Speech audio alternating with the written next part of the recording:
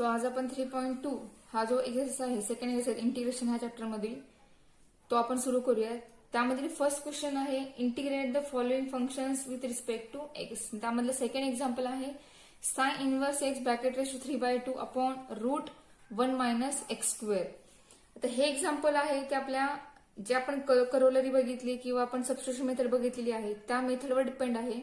तर त्यामधला आपल्याला जो टाईप ह्यात बसतोय किंवा जो फॉर्म्युला बसतो आपण तो फॉर्म्युला वापरणार या ठिकाणी. पण स्टार्टिंगला आपल्याला मेथड कोणती आपली चाललेली आहे तर मेथड आहे सबस्टिट्यूशन मेथड. तर ही सगळी एक्झाम्पल जे 3.2 मधील ही सगळी एक्झाम्पल त्या मेथडवर डिपेंड आहेत. आपण ती मेथड वापरून त्याचबरोबर जे फॉर्म्युले प्रूव्ह केले आपण ते फॉर्म्युले आपण या एक्झाम्पल मध्ये वापरणार आहोत. तर या ठिकाणी बघा न्यूमरेटर आहे sine inverse X raise to त्याला पॉवर 3/2 दिलेली आहे. त्याचबरोबर डिनॉमिनेटर आहे रूट 1 मायनस एक्स स्क्वेअर. आता हे जे एक्झाम्पल आहे ते आपल्याला स्टार्टिंगला सिम्प्लिफाय करावं लागेल. आपल्या या ठिकाणी या एक्झाम्पलवर डायरेक्ट इंटिग्रेशन अप्लाय करता येणार नाही. सो बघा आता आपण कन्सिडर करू स्टार्टिंगला ह्याला I. So let I equal to integration of sine inverse X raise to 3/2 upon root 1 minus x square with respect to X. तर इंटिग्रेशन अप्लाय केलं आहे पण आपण याचं इंटिग्रेशन लगेच फाइंड करू शकणार नाहीये. तर आता ह्या दोन टर्म ज्या आहेत न्यूमरेटर डिनॉमिनेटर दोन्ही टर्म ऑब्झर्व करायच्या आणि त्या टर्म बद्दल कोणत्या त्यातल्या टर्म बद्दल आपण जर टी मांडला पुट केला तर आपलं एक्झाम्पल पूर्णपणे सिम्प्लिफाय होईल. अशा टर्मला टी मानायचे. तर बघा आता या ठिकाणी न्यूमरेटर साइन इनवर्स एक्स आहे denominator root 1 minus x square आहे. तर साइन इनवर्स एक्सला आपण तिचा टी पुट केला तर त्या साइन इनवर्स एक्सची डेरिव्हेटिव्ह जी आहे ते आपण डेरिव्हेटिव्ह 1 अपॉन रूट हे जे आहे ती डेरिव्हेटिव्ह मिळेल. ठीक आहे. तर आपण बघूया पुट करून. So put sine inverse x is equal to t. So differentiate with respect to t and the derivative is 1 upon root 1 minus x square dx equal to dt.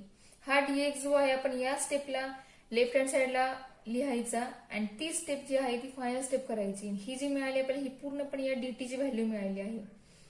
ठीक आहे. सो आपला आय काय मिळेल बघा I equal to sine inverse x means t. So T raise to 3/2 and 1 upon root आणि into dx या पूर्ण term मध्ये आपल्याला dt मिळालेला आहे. सो याला मल्टिप्लाय dt होईल. ठीक आहे. आता आपलं एक्झाम्पल पूर्ण सिम्प्लिफाय झालंय. इंटिग्रेशन अप्लाय होईल आणि आपल्याला आन्सर सुद्धा मिळेल. So T raise to 3/2 integration येईल T raise to 3/2 plus 1 upon 3/2 plus 1 plus integrating constant C. So our answer is I equal to T raise to 3/2 means T raise to 5/2 upon 5/2 plus C. So I equal to 5/2 reciprocal होईल means 2/5 into T raise to 5/2 plus c that is equal to 2/5 into t. t म्हणजे आपलं original function जे आहे sine inverse x हे पुन्हा put करायचं आहे plus c. तर टी पुट करून जे आपलं सोल्युशन मिळाले हे आपलं करेक्ट सोल्युशन आहे. चुकून टी जर आपला ओरिजिनल फंक्शन सबस्टिट्यूट करायचा विसरला किंवा राहिला तर आपल्या एक्झाम्पलला कम्प्लीट सोल्युशनचे मार्क्स मिळणार नाहीत. त्यामुळे टी जो आहे ज्याला आपण टी मानतोय तो टी पुन्हा आपल्या आन्सर मध्ये पुट करायचा आणि जे पुट करून येईल ते आपलं कम्प्लीट सोल्युशन असणार आहे. नेक्स्ट एक्झाम्पल फिफ्थ एक्झाम्पल आहे हे एक्झाम्पल आहे e raise to 3x upon e raise to 3x plus 1. So let I equal to integration of e raise to 3x upon e raise to 3x plus 1 with respect to x. ह्या term मध्ये सुद्धा बघा numerator e raise to 3x denominator e raise to 3x plus 1 असा आहे. आता आपण याच्याबद्दल या दोन्ही टर्म पैकी कोणाबद्दल टी मांडला तर आपलं पूर्णपणे एक्झाम्पल हे म्हणजे आपल्या एक्झाम्पल मधल्या सगळ्या टर्मच्या व्हॅल्यू आपल्याला मिळतील अशी टर्म्स आपण या ठिकाणी यामध्ये सिलेक्ट करायची आहे. तर बघा सॉरी पुट जर आपण ई रेस टू 3x याच्याबद्दल टी मांडलं आता या एक्झाम्पल मध्ये याच्यावर टी मांडलं तरी चालेल किंवा E raise to 3x plus 1 या टर्म बद्दल टी मांडलं तरी चालेल. दोन्ही पैकी तुम्ही कशालाही टी मांडू शकता. येणारा आन्सर हे दोन्ही च सेमच येणार आहे. तर बघा e3x ला पण टी मानूया. So I equal to derivative राहिले. So differentiate with respect to X. Derivative आहे e3x into 3x derivative 3 into dx equal to dt. आपल्याला व्हॅल्यू हवे e3x इंटू dx ची. सो 3 मल्टिप्लाय जो आहे तो आपण या साईडला पाठवणार राईट हँड साईडला. सो e3x इंटू dx याची व्हॅल्यू येईल dt अपॉन 3. आपल्या सगळ्या टर्म सोल्व्ह झाले आहेत. सो आता आपण आय मध्ये व्हॅल्यू सगळ्या पुटअप करूया. So I become integration of T into dt integration of 1 upon आपण याच्याबद्दल टी पुट करतोय. So T plus 1 into e3x dt ह्या दोन्ही बद्दल आपल्याला मिळालं काय. सो dt अपॉन 3 मिळालं आहे. So I equal to integration of यातला 1 अपॉन 3 कॉन्स्टंट आहे तो इंटिग्रेशनच्या बाहेर निघेल. So I become 1 upon 3 integration of 1 upon t plus 1 into dt. ही टर्म मिळाली. सो आपल्याला याचं इंटिग्रेशन काय मिळेल. So I equal to 1 upon 3 into log of t plus 1 plus integrating constant C. So 1 upon 3 into log of t. t means e3x. So our answer is I equal to 1 upon 3 into log of e3x plus 1 plus integrating constant c. हे आपल्या एक्झाम्पलचं correct solution आहे. Next बघा example 7th example आहे. Example is e3x into log of sin e3x upon tan e3x. त्या example आपण I consider केला आणि integration apply केलेलं आहे. आता या एक्झाम्पल बघा e3x एक टर्म आहे. लॉग ऑफ साइन e3x ही एक टर्म आहे. डिनॉमिनेटरला पर tan e3x ही टर्म आहे विथ रिस्पेक्ट टू एक्स. आता या टर्म मधील कोणती टर्म आपण चूज करायची. यामधील कोणत्या टर्मला जर आपण टी मांडलं तर आपलं एक्झाम्पल पूर्णपणे सिम्प्लिफाय होईल किंवा पूर्णपणे सगळ्या टर्म्सची आपल्याला व्हॅल्यू मिळेल. अशी टर्म यातली आपल्याला सिलेक्ट करावी लागेल. तर डिनॉमिनेटर टॅन आहे. जर आपण टॅनला टी मांडला तर आपल्याला सगळ्या टर्म्स मिळणार नाहीत. जर आपण साइन एक्सला फक्त साइन e3x जर टी मांडला तरी आपल्याला सगळ्या टर्म्स मिळणार नाहीत. ठीक आहे. तर आता आपण काय करूया लॉग ऑफ साइन ही जी पूर्ण टर्म आहे या पूर्ण टर्मला टी म्हणून बघूया की आपलं एक्झाम्पल जे आहे ते सॉल्व्ह होतंय का. ठीक आहे. So put log of sine e3x equal to T.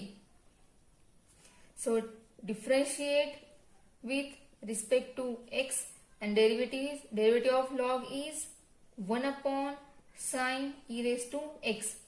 आता मी एका स्टेप मध्ये सगळ्या टर्मची डेरिव्हेटिव्ह फाइंड करणार आहे. तुम्हाला डेरिव्हेटिव्ह चांगली येत असेल, प्रॅक्टिस तुम्ही डेरिव्हेटिव्ह चॅप्टर मध्ये एक्झाम्पलची केलेली असतील, जर प्रॅक्टिस केली असेल तुम्हाला लगेच समजेल की मी हे डेरिव्हेटिव्ह प्रत्येक टर्मची फाइंड एका स्टेप मध्ये कशी केली येते. ठीक आहे. So derivative of log is 1 upon sin e3x into derivative of sine is cos e3x into derivative of e3x is e3x into dx equal to dt. So cos e3x upon sin e3x into e3x into dx equal to dt. cos upon sin याचं conversion होईल cot मध्ये. So cot e3x into e3x into dx equal to dt. आपल्याला हवाय कोण tan हवाय. So cot म्हणजेच काय तर 1 upon tan आहे. आपल्याकडे फॉर्म्युला आहे 1 upon cot म्हणजेच tan असतो किंवा tan म्हणजे 1 upon cot असतो. कसंही आपल्याला कॉटचं tan मध्ये करायचं conversion. So cot means 1 upon tan e3x into e3x into dx equal to dt. म्हणजे आपल्याला लॉग साइन e3x ची व्हॅल्यू टी पुट केली. या व्हॅल्यूवर आपल्याला पूर्णपणे e3x upon tan e3x into dx या सगळ्या टर्म्सची व्हॅल्यू मिळाली dt. ठीक आहे. आता आपला आय कसा होईल बघा. So I become I equal to integration of e3x upon tan e3x into dx याबद्दल dt मिळाला आहे. So log of sine e3x याबद्दल आपला टी ही टर्म आहे. आणि बाकी सगळ्या टर्म्स बद्दल मिळालं आपल्याला dt. ठीक आहे. सो इंटिग्रेशन येईल t square upon 2 plus c. आणि टी स्क्वेअर आपला इंटिग्रेशन फाइंड करून झालेलं आहे. आता आपण टी बद्दल जी आपण व्हॅल्यू पुट केली होती ती आपण टी जागेवर पुन्हा रिप्लेस करूया. So log of sine e raise to x whole bracket square upon 2 plus integrating constant c. T ची व्हॅल्यू पुट करून जे आपल्याला आन्सर मिळाले हे आपल्या या एक्झाम्पलचं करेक्ट सोल्युशन आहे. नेक्स्ट बघा एक्झाम्पल 12th एक्झाम्पल आहे e raise to 3 into log x into bracket x raise to 4 plus 1 bracket raise to -1. त्याच्यावर आपण इंटिग्रेशन अप्लाय केलेलं आहे. आता या टर्म मध्ये बघा next term e raise to आपण हा जो 3 आहे मल्टिप्लाय तो आपण काय करूया पॉवरच्या फॉर्म मध्ये लिहूया. So e raise to log x bracket raise to 3 into x raise to 4 plus 1 bracket raise to -1 into dx. आता या टर्म मध्ये बघा log e raise to log आहे. लॉगचा बेस सुद्धा ईच आहे. सो ज्या वेळेला अशी पोझिशन त्यावेळेला काय होतं तो लॉग कॅन्सल होतो आणि ती टर्म शिल्लक राहते. हा लॉग एक्स ब्रॅकेट स्क्वेअर आहे म्हणजेच हा या ठिकाणी लॉग एक्स क्यूब असा आहे. ज्या ठिकाणी हा जो लॉग आहे हा जो ई हा कॅन्सल होईल या ठिकाणी एक्स क्यूब ही टर्म शिल्लक राहील. हे लॉगच्या रूलनुसार आपण या ठिकाणी लिहिलं आहे into x raise to 4 plus 1 bracket raise to -1 म्हणजेच या ठिकाणी असं येईल x cube upon x raise to 4 plus 1 into dx. ही जी मायनस पॉवर ती पॉझिटिव्ह केली म्हणजे ह्या ब्रॅकेटने आपण हा जो ब्रॅकेट आहे तो आपण डिवाइड केला एक्स क्यूबला. त्यामुळे ही जी पॉवर आहे ती मायनसची पॉझिटिव्ह झालेली आहे. सो आता या टर्म मध्ये टी मानायचं पहिला तर या टर्म पैकी आपण कोणत्या टर्म मध्ये टी मानायचं. आता आपण जे E raise to 3x example मागाशी बघितलं त्याच एक्झाम्पल सारखंच हे सिमिलर एक्झाम्पल आहे. तर यामध्ये एक्स रेस टू 4 प्लस 1 याबद्दल टी मांडलं तरी चालेल किंवा एक्स रेस टू 4 बद्दल टी मांडलं तरी चालेल. तर बघा put x raise to 4 plus म्हणजे आपण या पूर्ण ब्रॅकेटला टी कन्सिडर करूयात.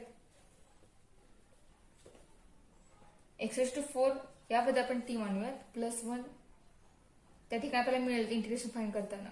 सो डेरिव्हेटिव्ह मिळेल differentiate with respect to x and derivative is 4x cube into dx equal to dt.